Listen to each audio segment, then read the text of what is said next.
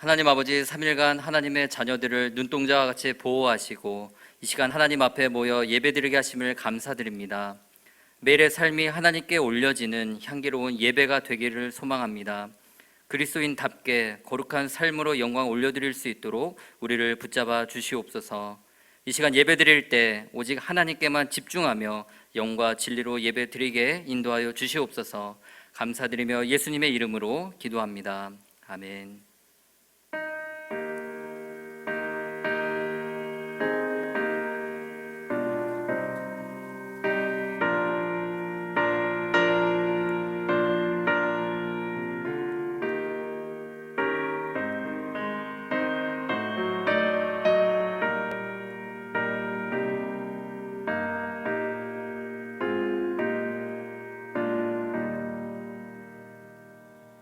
나 주의 도움 받고자 주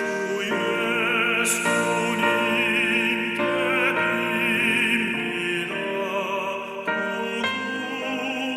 구원하라 하시사 날 받아주소서.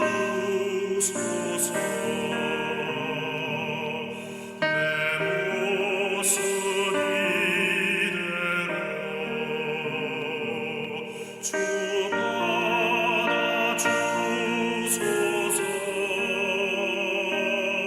날 위해 돌아가신 주 날 받아주소서. 큰 죄에 빠져 영죽을 날 위해 피 흘렸으니 주 형상대로 빚으사 날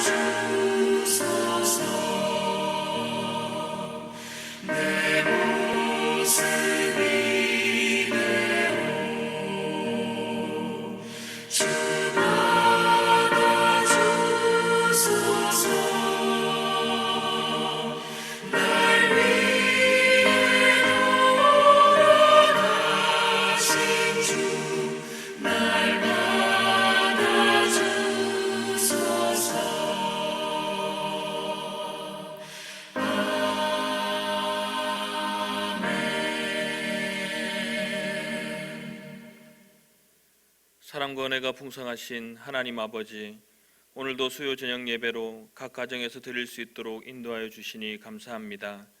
이 시간 주님께서 친히 오셔서 은혜를 간절히 사모하며 예배드리는 성도들에게 한량없는 은혜를 베풀어 주옵소서.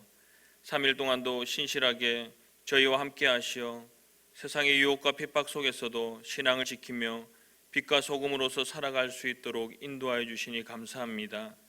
그러나 그런 하나님의 신실하신 인도하신 가운데서도 우리의 육신의 연약함과 죄악과 부족함으로 하나님의 뜻을 온전히 따르지 못하며 더욱 주의 영광을 드러내지 못하였던 우리의 삶을 하나님 앞에 회개하오니 용서하여 주옵소서. 오늘 이 시간 예배드릴 때에 다시 그 믿음을 온전케 회복시켜 주시며 더욱 영광스러운 하나님의 자녀로서의 삶을 힘있게 살아갈 수 있도록 은혜를 베풀어 주옵소서. 특별히 이 시간 나라와 민족을 위해 간절히 기도합니다. 코로나19가 다시 확산세에 있어 많이 혼란스럽고 어렵고 힘든 가운데 있습니다. 주의 영광을 위해서 귀하게 사용하였던 이 나라의 민족을 긍휼히 여겨주시고 속히 코로나19가 사라지고 속히 마음껏 주님 몸된 교회에 나와서 예배드리며 은혜 받을 수 있도록 인도하여 주옵소서. 그동안 어렵고 힘든 가운데서도 정부의 방역 수칙을 따라 잘 대처하여 해왔던 교회들을 하나님께서 위로하여 주시고 이번 어려움으로 인하여서 실망하거나 낙심하지 않게 하시고 더욱 은밀하며 놀라운 하나님의 사랑과 위로가 넘치도록 함께하여 주옵소서.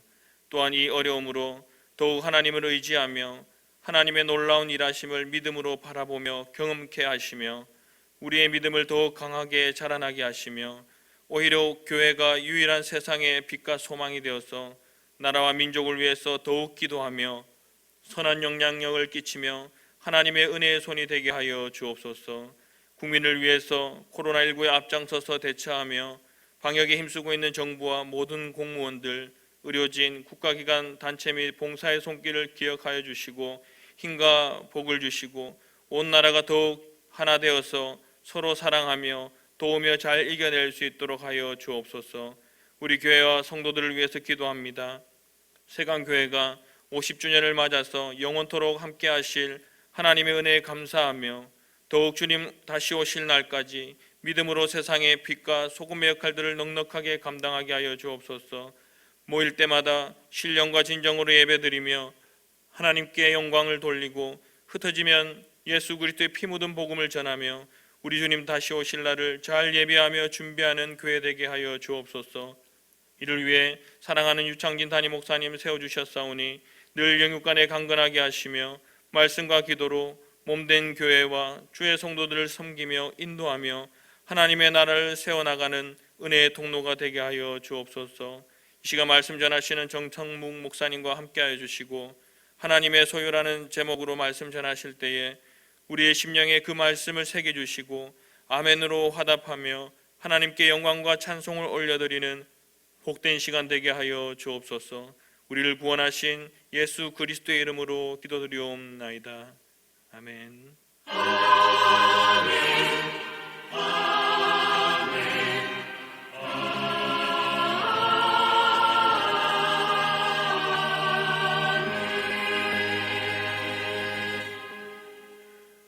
오늘 우리에게 주시는 말씀 레위기 27장 30절에서 34절까지의 말씀입니다. 그리고 그 땅의 10분의 1 곧 그 땅의 곡식이나 나무의 열매는 그 10분의 1은 여호와의 것이니 여호와의 성물이라. 또 만일 어떤 사람이 그의 11조를 물으려면 그것에 5분의 1을 더할 것이요 모든 소나 양의 11조는 목자의 지팡이 아래로 통과하는 것에 10번째 것마다 여호와의 성물이 되리라. 그 우열을 가리거나 바꾸거나 하지 말라. 바꾸면 둘 다 거룩하리니 무르지 못하리라. 이것은 여호와께서 시내산에서 이스라엘 자손을 위하여 모세에게 명령하신 계명이니라. 아멘. 그동안 우리는 레위기를 멀게만 느꼈고 또 어렵게만 느껴지는 성경이었습니다. 레위기는 우리가 평소에 접하기 어려운 내용이 가득합니다. 그러나 1장부터 시작하여 레위 제사의 종류와 방법이라든지 또 제사장의 직무라든지 구약시대 이스라엘의 정결과 부정된 내용을 살펴보면서 그 안에 담겨 있는 의미와 또 예수 그리스도를 발견하였습니다. 레위기는 한결같이 명확한 주제를 제시하고 있습니다. 그것은 하나님의 소유된 우리가 이 땅에서 하나님의 백성답게 거룩하라는 것입니다. 레위기는 구약시대의 죄의 문제를 어떻게 다루었는지를 알려줍니다. 그리고 신약시대 죄의 문제를 해결하시는 예수 그리스도를 밝게 비춰줍니다.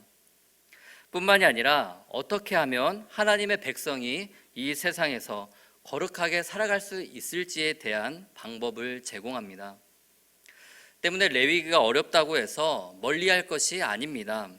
그리스도인과 레위기는 때려야 뗄 수 없는 관계이며 또 그리스도인의 거룩한 삶을 위해서 대단히 중요한 성경임을 기억해야 됩니다. 이제 레위기의 마지막 장을 남겨놓고 있습니다. 레위기 27장은 하나님께 드리는 서원이 나옵니다. 자기 자신을 서원하든지 또 가축이나 집과 밭을 서원물로 드리는 규례가 나옵니다. 또 각 서원의 물음에 대한 내용이 나옵니다. 이 밖에도 처음 난 것의 소유권이든지 또 11조와 관련된 규례가 기록되어 있습니다. 그런데 레위기의 전체적인 분위기를 볼 때 마지막 장인 27장의 위치가 조금 부자연스러운 것을 느낄 수 있습니다. 왜냐하면 26장의 내용으로만 레위기를 마무리해도 충분해 보입니다. 26장에는 이스라엘 백성들이 하나님께서 주신 규례와 법도를 준행하면 이른 비와 늦은 비를 주시고 또 창대케 하시며 언약을 이행하시겠다라는 내용입니다. 반면에 하나님의 말씀을 청정하지 않을 때 7배나 되는 재앙을 내리시겠다라는 벌이 기록되어 있습니다. 청중들은 26장을 통해 다시 한번 하나님의 언약을 기억하게 됩니다. 마지막 절 또한 레위기를 마치는 구절로 부족함이 없어 보입니다. 26장 마지막 절인 46절은 이렇게 기록되어 있습니다. 이것은 여호와께서 시내산에서 자기와 이스라엘 자손 사이에 모세를 통하여 세우신 규례와 법도와 율법이니라.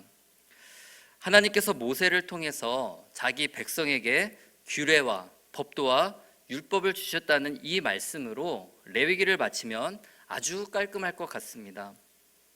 이후에 어떤 내용이 더 나오는 것이 불필요하게 보입니다. 끝난 줄 알았는데 끝나지 않은 27장의 위치를 볼 때 뭔가 부자연스러움을 느낄 수 있다는 것입니다.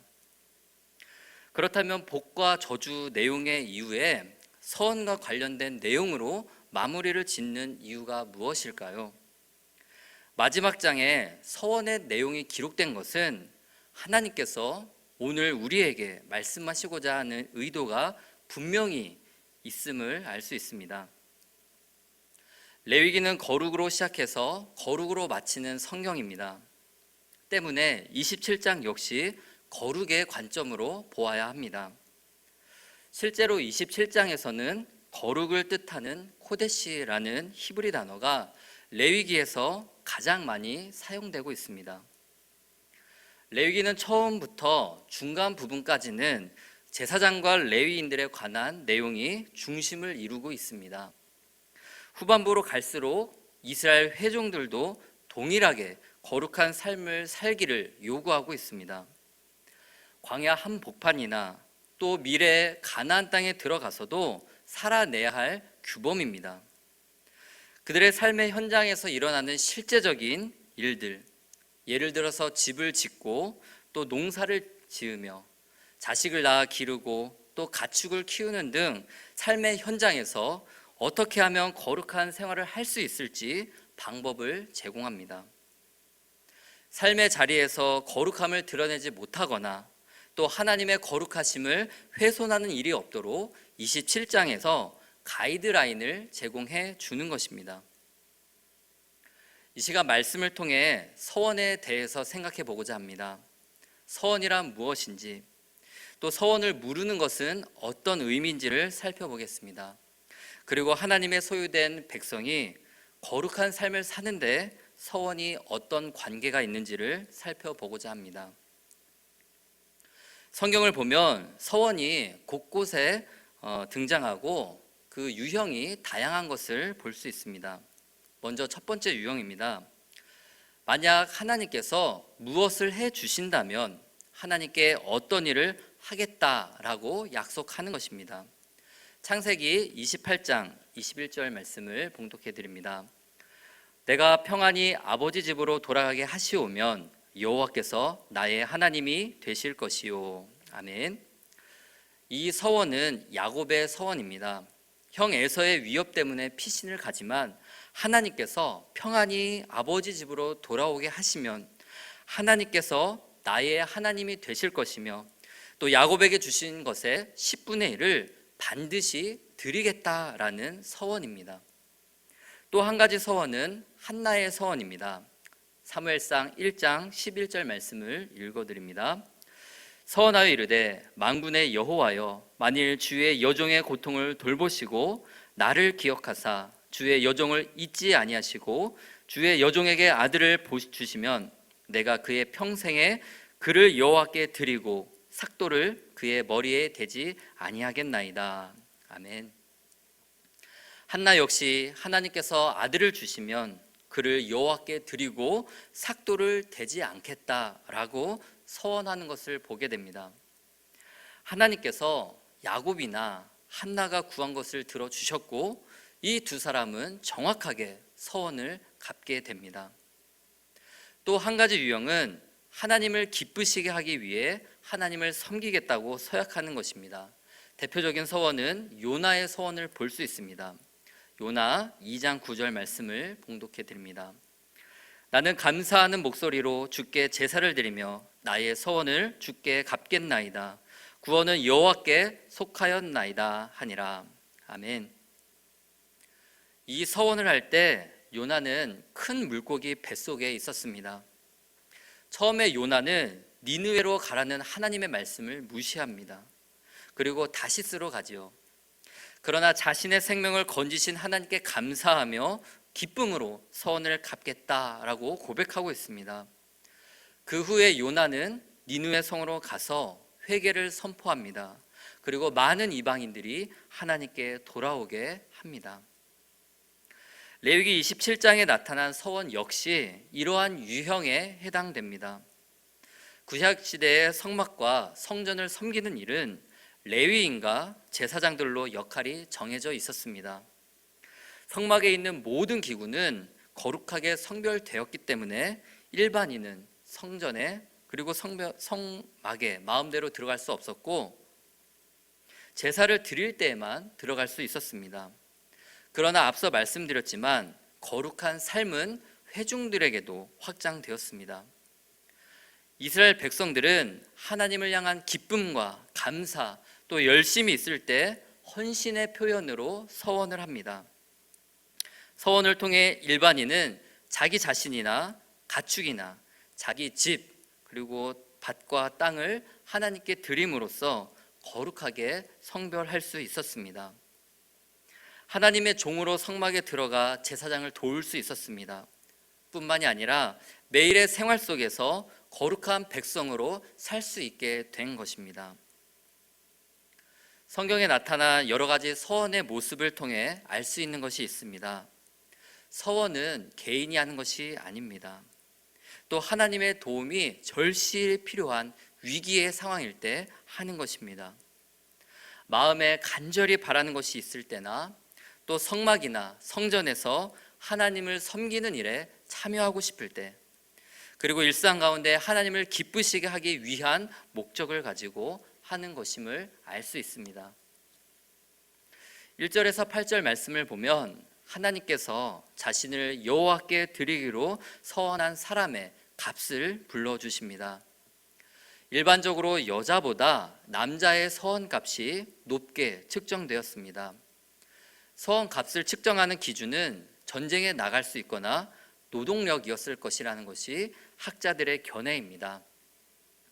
3절부터 사람의 값이 구체적으로 나오는데요. 노동력이 가장 왕성할 시기인 20세부터 60세까지의 남자의 값은 50세겔이고 여자의 값은 30세겔입니다. 3절 이후에 일할 수 있는 나이에 따라서 서원의 값이 다르게 나타나고 있습니다. 생후 1개월부터 5세까지도 서원 값이 정해져 있는데 부모가 자녀를 서원하는 것도 효력이 있다는 것을 알 수 있습니다. 나이에 제한이 없게 된 것입니다. 또 한 가지는 가난한 사람이 서원을 할 경우입니다. 서원을 하고 싶지만 경제적으로 어려움에 있는 사람들은 제사장에게 데리고 갑니다.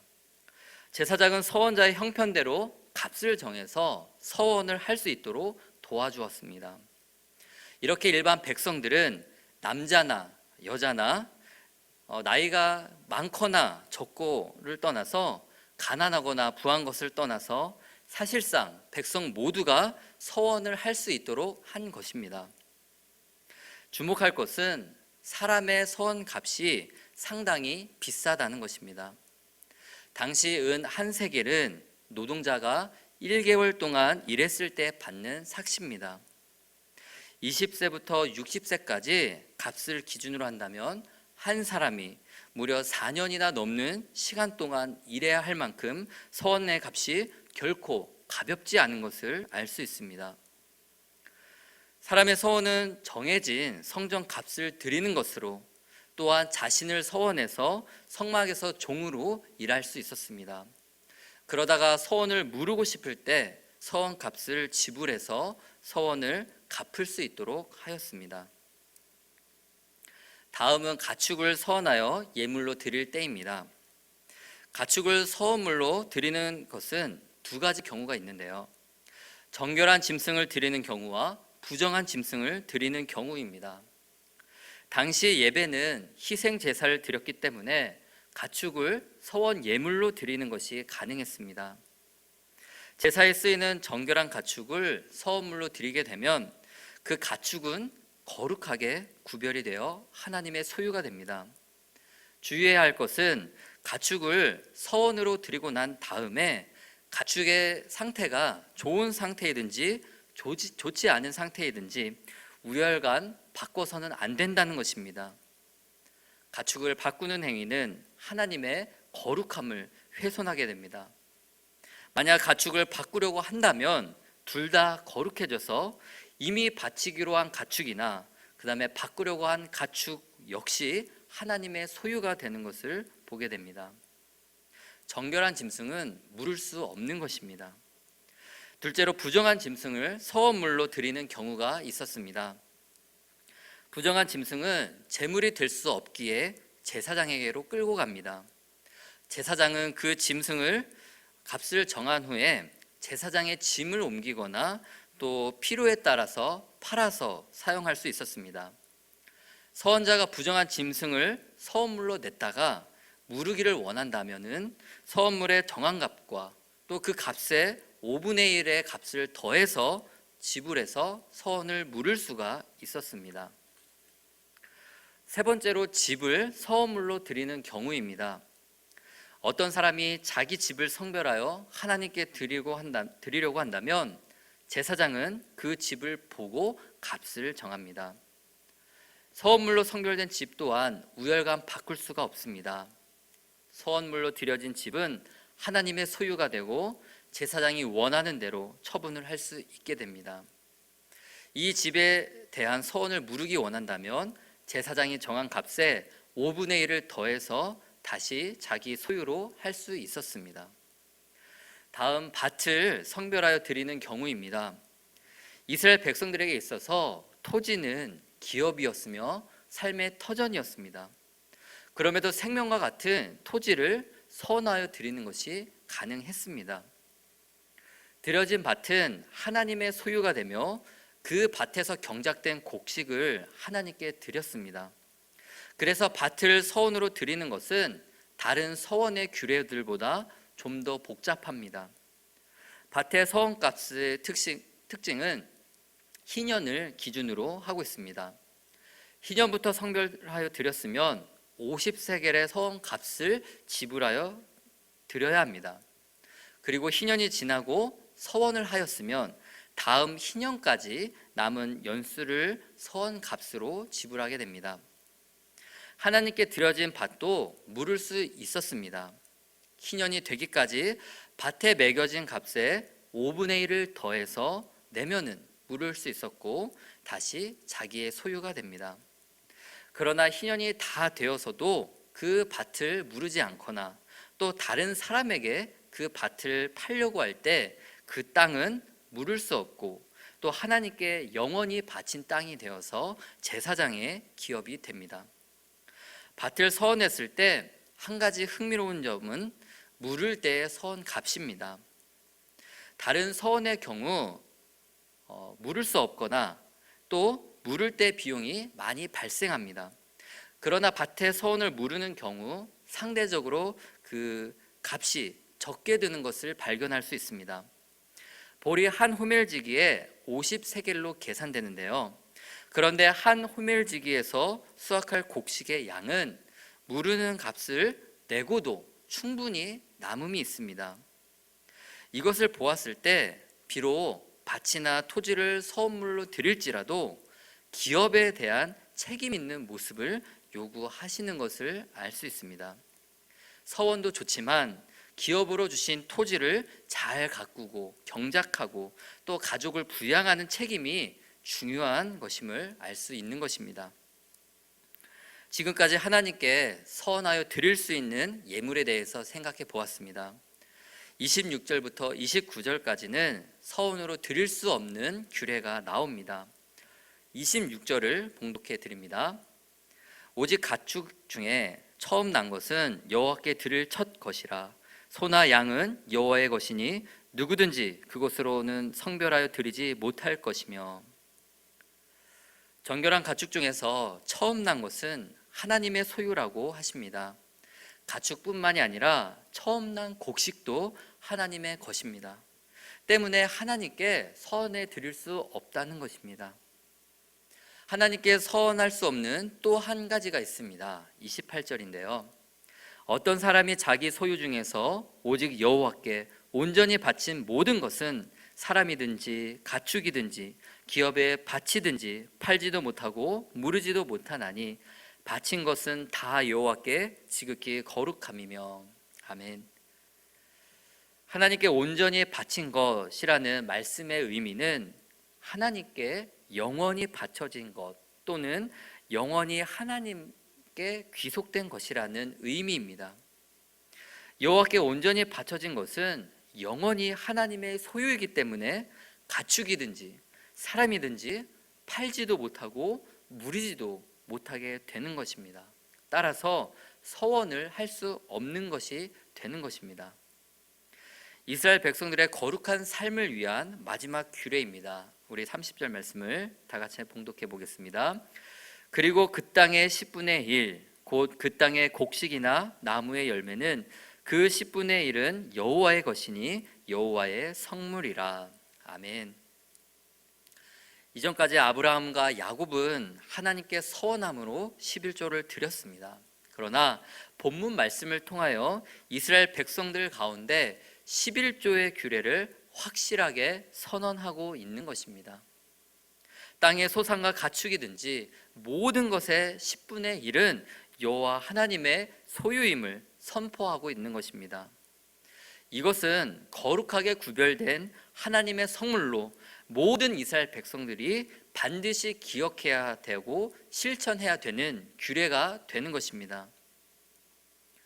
각각의 서원에 대해서 간략하게 살펴보았습니다. 본문 말씀의 특징을 보면 각각 서원의 내용이 나오고 뒤에 서원을 변경하거나 무르는 것과 관련된 내용이 나옵니다. 그런데 서원의 내용에 이어서 무르는 내용까지 기록한 이유가 무엇일까요? 백성들이 서원을 하다 보면 처음에는 좋은 마음으로 서원을 합니다. 자신의 가축이나 또 집과 밭 등을 선뜻 서원합니다. 심지어 자기 자신을 드리기도 합니다. 사실 오늘날 우리에게도 무엇 하나 손쉽게 양도할 수 없고 서원할 수 없는 재산 아니겠습니까? 하나님께 드리고자 하는 그 마음이 너무나 귀합니다. 그런데 이 마음이 중간에 식어지고 또 아까운 마음이 들고 변덕이 생긴다는 것입니다. 인심조석변이라는 말이 있습니다. 사람의 마음이 아침 저녁으로 변한다는 이야기입니다. 하나님께서는 변치 않으시는 분이시지만 사람은 처음에 좋은 마음으로 서원을 했다가 나중에 처음 마음이 변할 수 있다는 것을 알게 하십니다. 우리도 기도하면서 경험해 보지만 서원을 할 때 갑자기 마음에 감동이 있어 즉흥적으로나 또 충동적으로 하게 되는 것을 인정하지 않을 수 없습니다. 때문에 서원 무르기를 가능하게 하신 이유는 즉흥적으로 서원을 했지만 지키지 않으므로 하나님의 거룩하심을 침해하거나 훼손하는 범죄를 방지하기 위해서입니다. 성경에서는 서원을 하지 않는 것을 죄라고 하지 않습니다. 서원을 하거나 하지 않는 것은 자유입니다. 그러나 서원을 하게 되면 바로 거룩한 의무를 가지게 되는 것입니다. 왜냐하면 서원한 것은 거룩하신 하나님의 소유가 되기 때문입니다. 서원을 한 뒤에 그 서원을 갚지 않는 것을 죄라고 말씀하십니다. 신명기 23장 21절 말씀엔 이렇게 기록되어 있습니다. 내 하나님 여호와께 서원하거든 갚기를 더디하지 말라. 내 하나님 여호와께서 반드시 내게 요구하시리니 더디면 그것이 내게 죄가 될 것이라. 아멘. 또 한 군데의 말씀이 있습니다. 전도서 5장 4절부터 5절까지의 말씀입니다. 내가 하나님께 서원하였거든 갚기를 더디게 하지 말라. 하나님은 우매한 자들을 기뻐하지 아니하시나니 서원한 것을 갚으라. 서원하고 갚지 아니하는 것보다 서원하지 아니하는 것이 더 나으니. 아멘. 서원 갚기가 더딜 때 그것은 죄이며 하나님께서 반드시 서원을 요구하신다는 말씀을 하십니다. 앞서 살펴보았지만 사람의 서원값이 대단히 높은 이유가 있습니다. 드리려던 가축을 무르거나 바꾸려는 마음이 들 때 두 마리를 모두 다 바쳐야 되는 이유가 있습니다. 집이나 밭을 드리려다가 무르는 경우 서원의 값을 5분의 1을 더해야 되는 이유가 있습니다. 서원을 물을 때는 반드시 대가가 있다는 것입니다. 서원을 하지 않는 것은 문제가 되지 않습니다. 그러나 만약 서원을 했다면 반드시 지켜야 된다는 것을 알 수 있습니다. 바로 서원을 할 때 감정이 앞서도 경솔하게 하지 말고 신중하게 해야 된다라는 것입니다. 서원한 사람은 반드시 서원을 이행하되 만약 서원하기가 어려울 경우 속히 서원을 물음을 통해 하나님의 거룩하심을 침해해서는 안 된다는 것을 경고하시는 것입니다. 성경을 보면 서원에 대한 잘못된 예를 찾아볼 수 있습니다. 바로 입다의 서원입니다. 암몬과의 전투를 앞둔 입다는 하나님께 이런 서원을 합니다. 하나님께서 암몬 자손을 제게 주시면 돌아올 때 내 집에서 가장 먼저 나온 자를 하나님께 번제로 드리겠다라는 서원입니다. 결론적으로 입다는 암몬과의 전투에서 승리합니다. 그리고 자신의 무남 동녀인 딸을 번제로 희생시킵니다. 입다의 엽기적인 서원은 무엇이 문제일까요? 즉흥적이고 충동적입니다. 그리고 서원 값을 지불하여 물을 수 있었음에도 불구하고 그렇게 하지 않았던 것입니다. 그는 사사로서 하나님께서 가장 싫어하시는 인신 제사를 하고 만 것입니다. 또 한 가지 서원에 잘못된 예가 있습니다. 우리는 아나니아와 삽비라의 사건을 잘 알고 있습니다. 아나니아와 삽비라가 서원을 했다라는 구체적인 이야기는 없지만 이 부부는 자신들의 소유를 팔았습니다. 이때 당시에는 기쁨으로 드리기 위해서 마음을 모아 그 소유를 팔았을 것입니다. 그러나 땅 판값을 드릴 때 얼마를 감추었습니다. 이것을 삽비라도 알고 있었다라고 합니다. 이때 베드로의 발언을 집중해서 볼 필요가 있습니다. 이 일을 내 마음에 두었느냐? 사람에게 거짓말을 한 것이 아니라 하나님께 한 것이다 라고 말을 합니다. 만약 아나니아와 삽비라가 이것을 무르기를 원했다면 밭의 소득에 대해서 5분의 1을 지불하고 물을 수 있었을 것입니다. 그러나 이 부부는 그렇게 하지 않았고 하나님을 속임으로써 거룩하지 못했습니다. 결국 영혼이 떠나게 된 것입니다. 하나님께서도 형식적으로 하는 서원에 대해서 일침을 가하십니다. 마가복음 7장 11절 말씀입니다. 너희는 이르되 사람이 아버지에게나 어머니에게나 말하기를 내가 드려 유익하게 할 것이 고르반 곧 하나님께 드림이 되었다고 하기만 하면 그만이라 하고, 모세의 계명을 지킨다는 명목으로 자기의 부모를 고르반, 즉 하나님께 드렸다는 자들이 있었습니다. 하나님께 드리기 위하여 부모를 드렸다고는 하지만 진리는 다른 사람들에게 보여주기 위함이며 부모님에게 아무것도 하지 않고 사실상 내 부모를 공경하라고 하신 하나님의 계명을 어긴 것입니다. 예수님께서 이런 고르반을 비난하시면서 기뻐하지 않으시는 것을 볼 수 있습니다. 레위기 27장의 말씀을 통해서 우리는 하나님께서 기뻐하시는 서원이 무엇인지를 알 수 있습니다. 거룩한 삶을 살기 위한 방편으로 자원하는 서원, 또 하나님께 온전히 드린 것, 그리고 11조를 명시해 주십니다. 이러한 규례와 지침을 통해서 이스라엘은 삶의 자리에서 거룩한 삶을 살 수 있었습니다. 서원을 지킴으로 하나님의 거룩하심을 훼손하거나 침해하지 않을 수 있었던 것입니다. 그렇다면 하나님의 소유된 백성이 거룩한 삶을 사는 것과 서원은 어떤 관계가 있는 것일까요? 하나님께 드리겠다고 바친 사람이나 가축, 집, 그리고 밭은 드려진 순간 성별되기 때문에 거룩하게 됩니다. 즉 하나님의 것, 하나님의 소유가 되는 것입니다.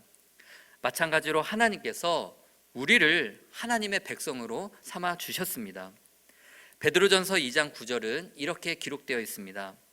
그러나 너희는 택하신 족속이요 왕같은 제사장들이요 거룩한 나라요 그의 소유가 된 백성이니 이는 너희를 어두운 데서 불러내어 그의 기이한 빛에 들어가게 하신 이의 아름다운 덕을 선포하게 하려 하심이라. 아멘. 그렇습니다. 하나님께서 우리를 택하신 족속으로 또 왕같은 제사장으로 거룩한 나라로 하나님의 소유된 백성으로 부르셨습니다. 하나님의 자녀로 부르심을 입은 자들에게 가장 큰 기쁨은 하나님의 사역에 참여하는 것입니다. 서원은 하나님의 백성이 삶의 자리에서 거룩함을 실천할 수 있는 방법입니다. 말씀을 정리하겠습니다. 서원의 가장 중요한 핵심은 하나님께 자원하여 드리는 것입니다. 서원을 통해 자신이나 가축, 집이나 토지 등 모든 부분에서 내 것을 내 것이라고 주장하는 것이 아니라 하나님의 소유임을 인정하는 것입니다. 그렇게 될 때 우리는 하나님께 자원하여 드릴 수 있으며 맡겨주신 것을 청지기적인 삶으로 관리하고 드릴 수 있게 되는 것입니다. 둘째로 서원할 때 즉흥적으로나 섣불리 서원을 하지 말아야 합니다. 서원을 물을 때 반드시 대가가 있음을 기억하고 서원을 했으면 하나님께 드리기에 아까워하지 말고 즉각적으로 실천해야 됩니다. 마지막으로 우리는 하나님의 소유임을 기억하는 것입니다. 우리는 세상과 구별된 사람들입니다. 하나님께서 거룩하시기 때문에 우리도 삶의 자리에서 거룩을 실천해야 됩니다. 왜냐하면 우리는 하나님의 것이기 때문입니다. 오늘 말씀을 통하여 우리의 삶의 자리에서 하나님의 소유를 인정하고 있는지 그렇지 않은지를 생각해 보기를 원합니다. 최근 코로나로 인하여서 다시 교회발로 코로나가 확산세를 보이고 있습니다. 그리고 교회가 여러 이야기가 나오고 있습니다. 이런 상황 가운데서 나는 하나님의 소유된 백성으로 살아가고 있는지 점검하고 또 점검해야 되는 줄로 믿습니다. 우리는 때때로 하나님을 향한 타오르는 열정, 감사로 서원할 때가 있습니다. 그때 반드시 그 서원을 이행하기를 원합니다. 하나님의 소유임에도 내 것인 양, 이것을 이렇게 할까 저렇게 할까 두 마음이 생긴다면 말씀을 통하여 하나님의 소유임을 인정하는 저와 여러분이 되기를 소망합니다. 나의 물질, 내가 하나님의 소유임을 인정할 때 우리는 청지기적인 삶을 살아갈 수 있습니다. 혹시 마음에 서운한 것이 있다면 하나님께 드리기를 주저하지 않기를 원합니다. 말씀을 통해 우리는 섣부른 맹세나 서원을 드리는 것을 경계하면서 우리가 하나님의 소유임을 인정하고 또 기쁨으로 하나님께 드리기로 결단하는 우리의 삶이 되기를 소망합니다. 기도하겠습니다.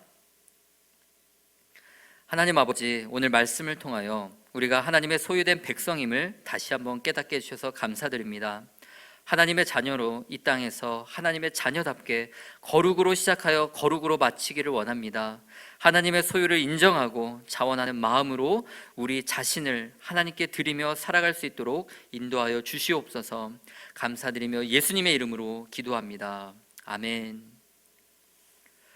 지금은 우리 주 예수 그리스도의 은혜와 하나님 아버지의 다함 없는 사랑하심과 성령 하나님의 교통하심이 하나님의 소유를 인정하고 서원을 드렸을 때 변심하지 않고 즉각 실천하기로 결단하는 세광교회 모든 성도 머리 위에 이제로부터 영원토록 함께 있을지어다.